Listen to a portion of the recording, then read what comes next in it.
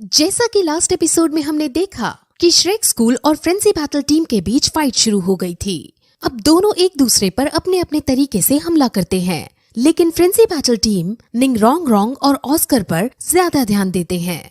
वो ऑस्कर और निंगरोंग को पहले घायल कर देना चाहते थे क्योंकि वो पीछे रहकर इनको पावर प्रोवाइड कर रहे थे।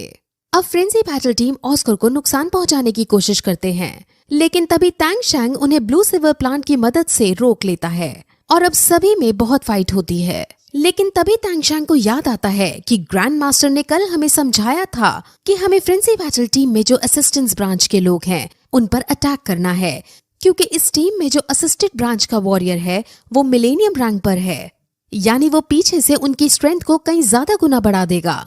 अब टैंग शैंग और बाकी सब उसी असिस्टेड ब्रांच वाले की तरफ जाने लगते हैं, लेकिन वो इस काम में देरी कर देते हैं और असिस्टेड ब्रांच वाला वॉरियर अपनी सोल पावर का यूज करते हुए सभी की स्ट्रेंथ और पावर बढ़ा देता है, जिससे सब बहुत ज्यादा शक्तिशाली हो जाते हैं।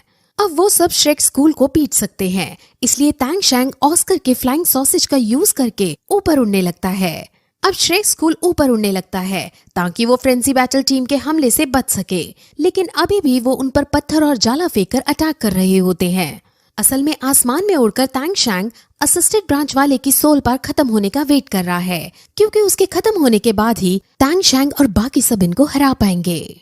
लेकिन उनकी सोल पावर बहुत देर बाद खत्म होने वाली है और इस बीच फ्रेंजी स्कूल के बच्चे आसमान में उड़ रहे सब बच्चों को घायल कर देते हैं और अब सिर्फ टैंग शैंग बचता है।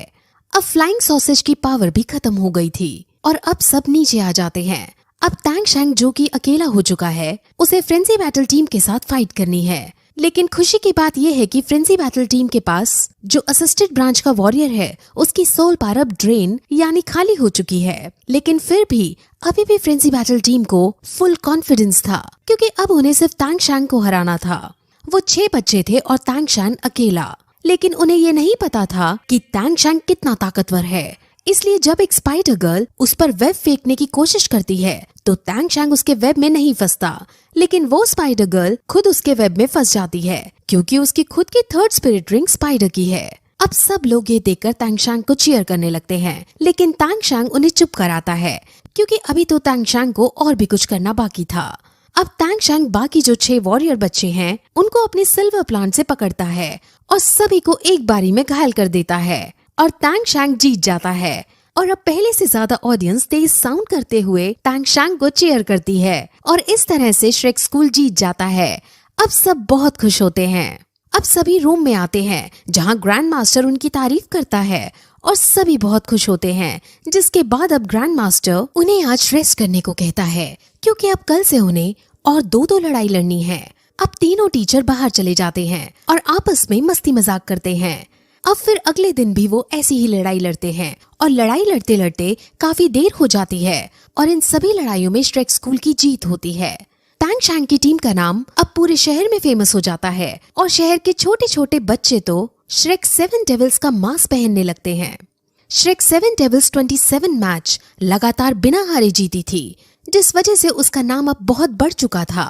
और अब फिर एक दिन ग्रैंड मास्टर अगले दिन की फाइट के लिए रजिस्ट्रेशन कराने जाता है और वहाँ जब वो रजिस्ट्रेशन करा रहा होता है, वहाँ सोल एरिना का हेड उससे मिलने आता है और उसके सामने अपनी एक बात रखता है। वो ग्रैंड मास्टर को बताता है कि दूसरे शहर के सोल एरिना से हमारे यहाँ सिल्वर रैंक के योद्धा लड़ने आ रहे हैं और हमारे सोल एरिना में कोई सिल्वर बैच की टीम नहीं है जो उन्हें हरा सके। हमारे में तो कोई ऐसी भी टीम नहीं है जो उनके सामने 5 मिनट भी टिक पाए। इसलिए मैं चाहता हूँ कि आप श्रेक 7 डेविल्स को उनके साथ लड़ाओ। अब ग्रैंड मास्टर पहले तो मना कर देता है, क्योंकि श्रेक 7 डेविल्स सिल्वर बैच के साथ लड़ेंगे, ये थोड़ा ज्यादा हो जाएगा। लेकिन सोल एरिना का ओनर उन्हें समझाता है कि उनकी फाइटिंग स्किल्स को देखकर कोई भी बता सकता है कि वो सिल्वर बैच के केपेबल हैं और सिल्वर बैच भी उन्हें 1-2 दिन में मिलने ही वाला है और अगर वो इस मैच को लड़ेंगे तो उन्हें सोल एरिना की तरफ से 10,000 सोने के सिक्के दिए जाएंगे।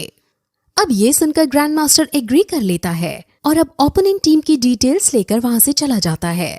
अब वो फिर रूम में आता है और सबको ये बात बताता है और कहता है कि जो 10,000 सोने के सिक्के आएंगे उनमें से सब 1,000 रखेंगे और जो 3,000 सोने के सिक्के होंगे उन्हें स्कूल की प्रोग्रेस में लगाया जाएगा, जिस पर सब एग्री कर लेते हैं।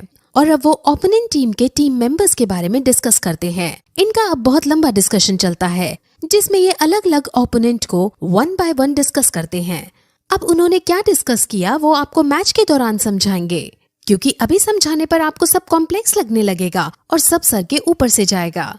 तो अब सब तरह की प्लानिंग करने के बाद तांग शैंग अपने टीम मेंबर्स को मोटिवेट करता है और कहता है कि हमने 27 मैच लगातार जीते हैं, जिस वजह से हम ये मैच भी जीतेंगे और अपने स्कूल का नाम रोशन करेंगे। अब सब बहुत मोटिवेट हो जाते हैं और सब साथ में एक दूसरे को चीयर करते हैं। जिस टीम से उनकी लड़ाई होने वाली है उसका नाम एम्परर बैटल टीम है। वो बहुत ज्यादा शक्तिशाली टीम है।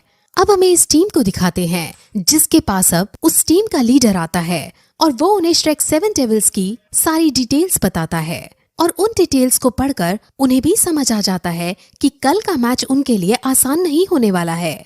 अब फिर अगले दिन मैच शुरू किया जाता है और इस बार सोल एरिना पहले से बड़ा डिसाइड किया जाता है और आज के मैच को देखने के लिए 20,000 ऑडियंस आए हुए थे, क्योंकि अब ये मैच बहुत ज्यादा बड़े लेवल पर होने वाला है।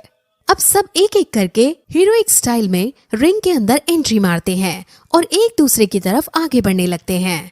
अब दीन ओपोनेंट टीम के लीडर को देखता है और वो उसे जाना पहचाना लगता है, जिस पर जब ग्रैंड मास्टर उससे इसके बारे में पूछता है तो दीन मैच के बाद उसके बारे में बताने का कहते हैं। अब रिंग के अंदर सब अपनी अपनी स्पिरिट सोल बाहर निकालते हैं और ये सीन देखने में बहुत ज्यादा अच्छा लगता है। जिसके बाद हम ओपोनेंट टीम के लीडर को देखते हैं जिसके पास ब्लू लाइटनिंग टी-रेक्स की सोल रिंग थी और ये बहुत ज्यादा स्ट्रॉन्ग पार है। 20 सोल टाइप में जो टॉप की सोल रिंग होती है उसमें से एक लाइटनिंग टी-रेक्स पार है। वही लीडर के साथ एक वॉरियर गर्ल है जिसके पास पॉइजनस शक्तियां हैं और उनकी टीम में एक लड़का है जिसकी स्पिरिट सोल रिंग पैंथर की है। ऐसे ही उनकी टीम में सबके पास खतरनाक स्पिरिट सोल वाले वॉरियर हैं। अब सबसे पहले तो वो हैंड टू हैंड कॉम्बैट करना शुरू करते हैं, लेकिन तांग शैंग को ये बात अच्छे से पता थी कि हैंड टू हैंड कॉम्बैट करने में श्रेक स्कूल हार जाएगा, क्योंकि ओपोनेंट टीम बहुत ज्यादा शक्तिशाली है। इसीलिए अब वो अपने उस प्लान को एग्जीक्यूट करना शुरू करता है जो उसने कल बनाया था।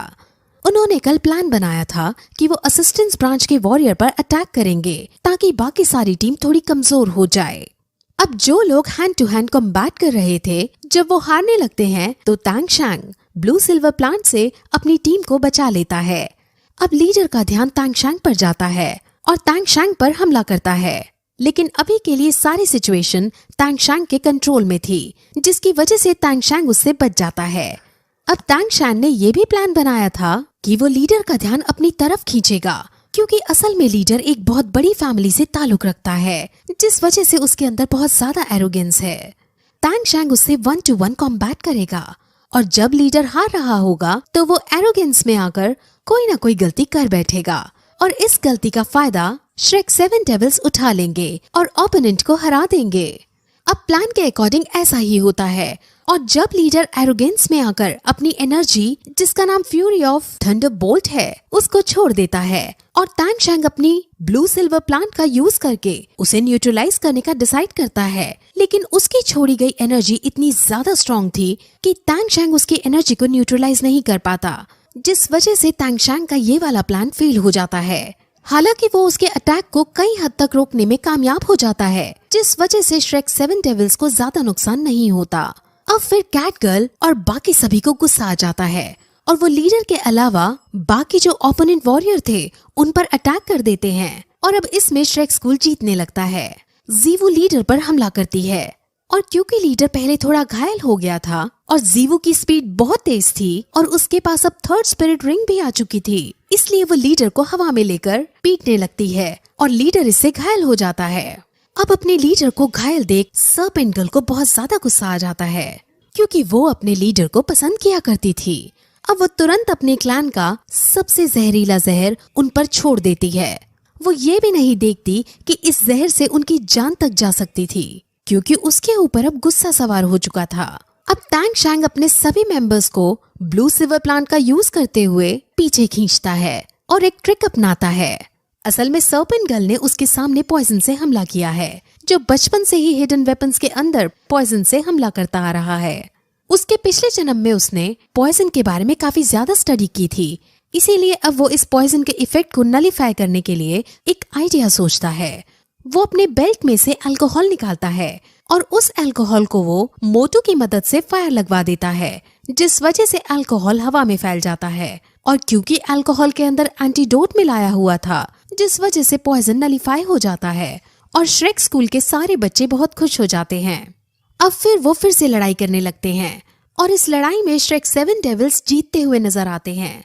लेकिन तभी ब्लैक पैंथर की सोल रिंग वाला वॉरियर आगे आता है और अब बाकी ओपोनेंट्स भी अपनी सोल पावर का यूज कर लेते हैं और सब मिलकर जीवू और तांगशैंग पर हमला करते हैं।